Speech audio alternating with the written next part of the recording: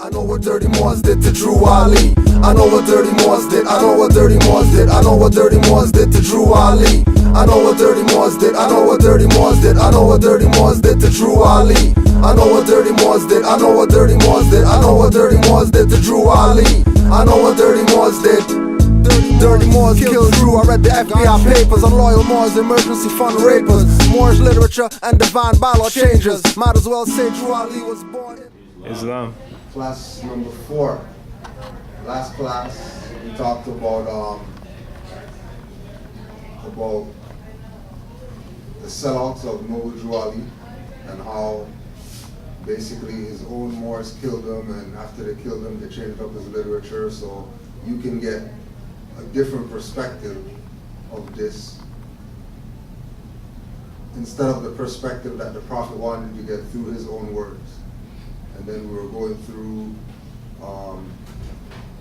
specific things that they did in order to change the Prophet's literature. So one of the things that we spoke about was the message that the Prophet brought that had to be proclaimed at every meeting. So he told the Moors that this letter that I'm sending you has to be proclaimed at every meeting. Before the meeting starts, you're supposed to read this. So the Moors that are in attendance could get the Prophet's words. I see. Not what some other Moor said or what somebody thought the Prophet said, and maybe like I was listening to this presentation, and this European was talking about the fact that like you can get, like broken telephone, and then I tell you something and you tell him something, and then he tells him, and then by the time it gets to him, like nobody, the whole story's wrong, everything's messed up, you know what I mean? And it's nothing like the original story, right? The original story is the foundation, right? That's the basics. That's the main ingredients. And the Prophet's words are the main ingredients with regard to the Moorish movement and what the Moorish movement is and how it's supposed to exercise and what Moors are supposed to do and what everybody else is supposed to do, because the Prophet didn't just come for Moors only. The Prophet came to save everybody that has fallen off the path to righteousness. So to be proclaimed at every meeting. Dear brother, Islam, I am glad to know that I have a few faithful Moors among you all, and I desire for them to know the truth and the divine truth. There is a host of jealousy about me and the movement by now, by the same people of our side of the nation that claim it was only a joke and unreal. But now, since they have found out from the government officials and the nations of the earth that this is the only sole foundation that all Asiatics must depend on for their earthly salvation as American citizens, they are working every scheme they can to disqualify me so they themselves may take charge of the situation. I have notified all these things to you long ago in the past. It is through the faithful Moors that contribute to the movement and uplifting funds, the ones that pay their divine respect to me and the movement, that will be remembered.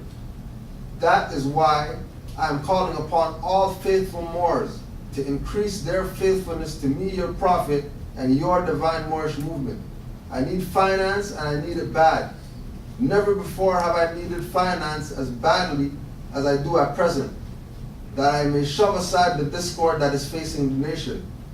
It all comes through jealousy because of my fame and nobility. The nations of the world will not recognize the Moorish movement without me, the Prophet, being the head. It has been proven by my work, in which I have performed in the last few months, because I was at the governor's inauguration to represent the Moorish Divine and National Movement, and I will be at the inauguration of President Hoover for the same cause. So he's letting the Moors know in the meeting that are in attendance, the Moors who say that they honor Prophet Noble Drew Ali and praise this to Prophet Noble Drew Ali, and they have their fez and their nationality card and the Quran, and they're exercising as Moors. All those people right there were told by the Prophet what the lessons are, what you're supposed to do. Coming into this, if you belong to this, what you're supposed to do. From the governmental perspective, what those guys are supposed to do. He put everybody on notice. He put every single person on notice. Even was having conversation with the Brutons about coming here, right, and doing classes here. This is like 1920 something. Oscar Bruton and Madame Bruton. And Madame Bruton was a sister who like had the first like Afrocentric community center or something like that in Toronto. On Yonge Street or something, or Richmond Street or something. Madame Bruton. And her husband were talking about bringing the Prophet to Toronto. Because they believe that, you know, people could really learn from, you know, his teachings. Right? You know? So the Prophet laid it out that there's jealousy going on right now in the movement. First of all, let's go in order. First of all, he desired for Moors to know the truth and then the divine truth. So there's two jurisdictions of truth that you're going to be getting when you come into this, and that you should be getting when you come into this. You should be getting the truth, which is everything on the earth plane, and then you should be getting the divine truth, which are the higher laws that govern everything on the earth plane. And when you bring the truth and the divine truth in harmony, you create a spark. You create something. When you put the truth and the divine truth together, right? And we can't say that we're doing that, because the Prophet already did it. And he said it right here in his literature, that he's going to tell us the truth and the divine truth. He put the spark out there. And anybody who has eyes to see would see the spark. And they would gravitate to what Noble Drew Ali is saying, and not worry about what anybody else is saying, because everything's been done already. We don't have to do anything. Our problem is we wanted to follow all these other people who don't have the divine truth. They got the truth. They got shelves of the truth. Books and books and books and books and books and books and books of the truth. And none of them have the divine truth. Nobody even knew what divine truth was until Prophet Noble Drew Ali said it in this writing. Think about how many times you were reading a book talking about the truth,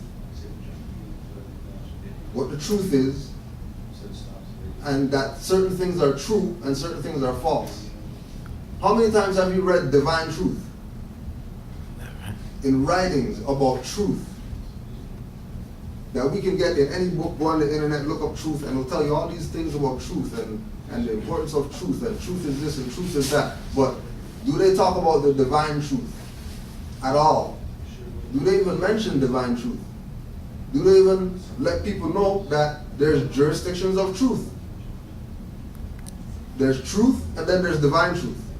And if there's divine truth, there has to be obviously a higher truth than divine, because there's higher words. There's words that have a higher vibration than divine that are synonymous with divine. But the other word gives it a different vibration. And it might be higher or it might be lower. That's like holy. It's synonymous with divine. It's a word that could be used in place of that. So he's talking about two different types of truths. This is just in the first two lines of the thing that Prophet Noble Drew Ali said, read this at every meeting. And people don't dissect the Prophet's literature. People just read it. Oh yeah. I'm glad to know I have a few Moors among you. There's a host of jealousy about the movement by now. Because I was at the governor's inauguration, I put that down, and then they read that. And they think that they got everything that they were supposed to get out of that by reading this once. There's a host of jealousy about me and the movement now by the same people of our side of the nation that claimed it was only a joke. This is what Moors are supposed to do with regard to the Prophet Noble Drew Ali and his literature. Take it, dissect it, break it down, and then put it back together in the perspective that it's supposed to be understood, overstood, understood, or whatever you want to call receiving the message. It has to be digested, because the Prophet Noble Drew Ali told the Moors, everything that I say is spirit. So you Moors better heed. Everything I say is spirit, so you better heed. And people just want to blow through his literature like this is not the divine truth right here. Because spirit is one of those words that's synonymous with divine. That's interchangeable with divine. So if he's saying that he's speaking in the spirit all the time, that means his literature is the divine truth. The divine truth isn't some truth out there in the universe that nobody has access to. The divine truth is what the Prophet told you. So if the Prophet told you this and you don't want to take heed, and he told you that everything that he says is spirit, then what are you complaining about? You caused all the demise on yourself by not adhering to what the Prophet Noble Drew Ali told the Moors to do since 1913, that the Moors refused to do because they did not read the letter that's supposed to be proclaimed at every meeting, so that the people could know that this is about to be taken over by infiltrators and sellouts. That's why he incorporated the Moor Science Temple of America. That's why it became corporate. Because that was the way to trap the sellouts. Because the sellouts understood the divine truth. The sellouts understood that if we have this literature and we change it, people are going to follow whatever it is because it's what the Prophet said. It's like the example that Taj gives. Yeah. Right? If you have 4 columns of numbers, right? And you're supposed to come up with an answer. And one of the columns is in invisible ink, your answer is going to be wrong all the time. Ashe. Your answer is always going to be wrong because you're missing something.